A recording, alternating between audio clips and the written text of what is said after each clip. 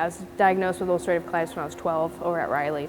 Saw Dr. Molston there for 7 years, so as long as I took my medicine, I was in remission. Spring of 2017, I basically just developed some random symptoms, some fever, some vomiting in the mornings. My GI doctor thought I built up a tolerance to my immunosuppressant drug, Imuran, so we took it off because I had such a mild case of the UC.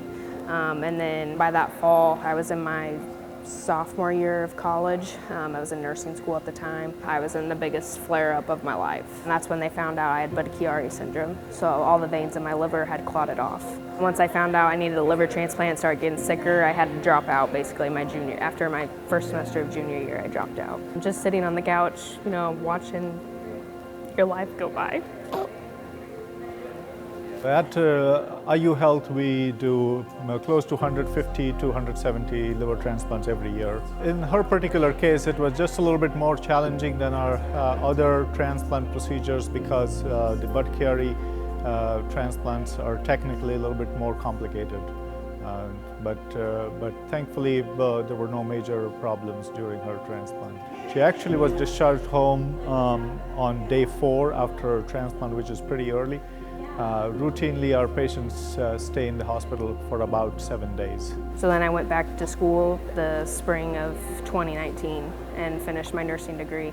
I graduated in December of 2020, and then I've been an ER nurse for almost 3 years now. Talking about kids was always kind of in the background of every conversation, I felt like, because it was always, how is this going to affect my future, and will I be able to have kids, and the medications I'll be taking and all that. But obviously I was single, and babies weren't even a thought in my brain. So to me, I was like, okay, I don't really care at this moment. For women, there has been always a concern about the effect of transplantation and medications, both in the possibility of becoming pregnant and the effects of those in the newborn or the fetus.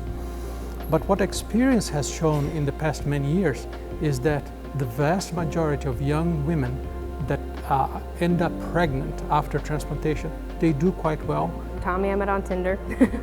I actually wasn't even going to swipe right on him, but he had a really cute dog, so I was like, man, the dog's cute, I'll give him a chance.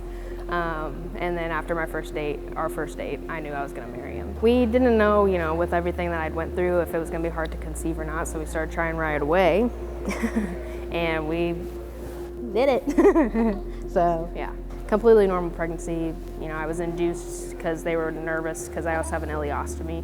So they didn't want to give me a C-section, but I ended up having a C-section and it was fine. It's amazing to see patients do well, and especially after many years and have achieved something they wanted to. So in Baylee's case, she recovered from transplant, went to school, got married, she's a nurse now, and she has a baby. So this is a really wonderful story, and we're so pleased to know that patient do so well after transplant. One of my friend's dads told me that he became an organ donor just because of everything that I've gone through, and just that knowing that one person that I can make an impact on, it's made everything worth it.